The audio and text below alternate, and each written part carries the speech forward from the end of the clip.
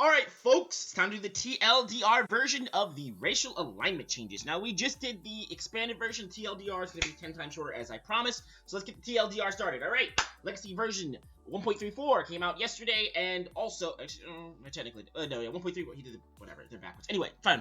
Alright, came out yesterday, and let's talk about the alignment changes. So, alignment. All alignment actions have a cooldown for that specific action. You can't farm or cheese. Okay, so what I like about this is...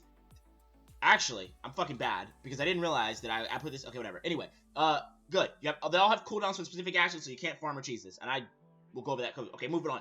So, if a torture, vanquish, condemn is performed on a character, that character may roleplay fleeing and may leave the scene without being intercepted, unless they choose to remain or continue the fight.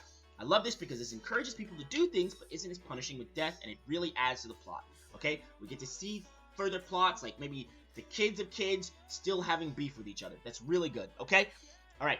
Races with certain alignments, but these alignments can be changed by player actions. Okay, the only thing I think about this is I think that it needs to be fine-tweaked. I think changelings are something that would start out evil. I don't know about the Saiyan thing, and even for the Saiyan thing, I think they need to look into the tail issue because Saiyan's tails grow back way, way too fast.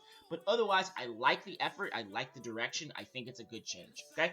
Alright, alignment is required for certain skills, buffs, and story elements. Perfect. Perfect. People should be able to fit the character that they fit into, right? We don't want to see people who are evil 1 minute, then going and doing and being good somehow, or flipping the script real quickly because Mystic got a buff or something. That we don't want to see it. Okay, good. Let's move on. Good. Can be taught special skills and use special items. Kaoken Mystic, Nimbus, Powerful, Spirit Bomb, etc. Really, really good because what this does is it means that people who are good and actually do good things during their lives, then when they die, they can be rewarded with these things in death, right? Instead of people... and it also makes things a lot easier for the Kaios because it means that they don't have to like pick between 50 million people trying to figure out who to give what to, because they have a more finer set choices to pick from, and it makes them feel better about giving it to people who are good and actually did good things. Now, can vanquish instead of killing them. I really like this. It's sparing people, basically. It's very good. It's something that all heroes should be seeking to do. Superman spares people, Batman spares people, Goku spares people, and Yugi spares people. I mean, I could go through the list on and on and on. Heroes, they spare. That's just the way they work, okay? Unless you're Deadpool and he's not a fucking hero. Moving on. Now, if a villain is vanquished, that villain may choose to change their ways or seek vengeance. Changing a character's ways resets their alignment. Seeking vengeance does not reset alignment, but the villain becomes humiliated until they avenge themselves by killing the character that humiliated them. I like this because it causes either plot beef to happen and continue on, or it allows a character to rethink their IC and be like, maybe I really do need to change my ways and just turn a new leaf. It gives you the Piccolo option, right? It gives you the Piccolo option, or it gives you the Frieza option, which is get spared and then say, I'm still gonna fucking kill that guy because I hate the shit out of him, right? Now, to be humiliated does not mean it means a character does not benefit from the evil alignment buff, which we'll talk about that later, and they also have reduced gains, okay?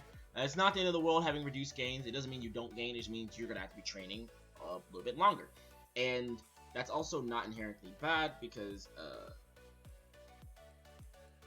it is slightly punishing, and it is a reward to the hero for basically, doing their job. And they did spare you, so you didn't die, so, whatever. Can condemn victims that villains have been already vanquished. Basically, after you spared them and they still keep fucking around doing the same shit, sometimes you just gotta put them down. That's nothing wrong with that. Can teach other good neutral characters for good alignment, and then also can heal the neutral characters for good alignment. Just for the, I think these, definitely the cooldowns need to be really heavy for this. I already said there's cooldowns, but they need to be really heavy for this. And these are very, very, very, very, very, very abusable, and they should be admin monitored because you can cheese these very easily, in my opinion. Even though I said that other actions you can't cheese, I think you can cheese these in theory. Okay, so moving on to evil. Evil grows relative in power up to 15%. Basically, it's 1.15 buff that evil will just have, which is really good. They get these skills or whatever in death, and they also get skills in general, like death ball, whatever. I think this is really, really good. Can kill victims, giving evil alignment. Again, this is fine, but this needs restrictions, and I think, groups can abuse this. Also, you can injure. I think groups can abuse this as well. Very, very abusable. Can torture victims. The main, again, needs very heavy cooldowns, can be very abused, especially with groups.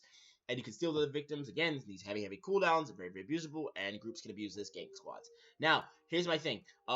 This is the only reason the only issue I have with these, especially on the evil side, is I think this needs to be power relative, right? It means that you cannot have these big evil dudes too afraid to go fight Goku, and instead they come out and kill Farmer with a shotgun to farm evil like crazy and get crazy skills.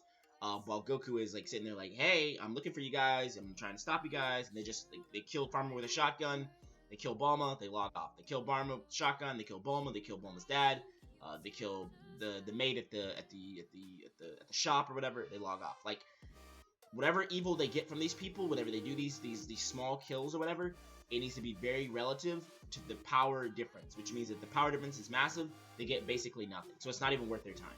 They shouldn't be doing it, basically. It just actually, and maybe if they kill people who are very, very power gapped between them, maybe it should even be like, maybe it should be a penalty. Like, it's like, this isn't even, this hurts your evil, so this puts you negative evil. Like, you're still evil, but next time you do something that would give you, like, major evil points, you get less because you did something that was so stupid that you should never do because this person is so beneath you. But anyway, that's the end of this video. That's my alignment video. That's the TLDR version, and instead of being 20 minutes, this is 6 minutes. So there you go. You guys have a good day.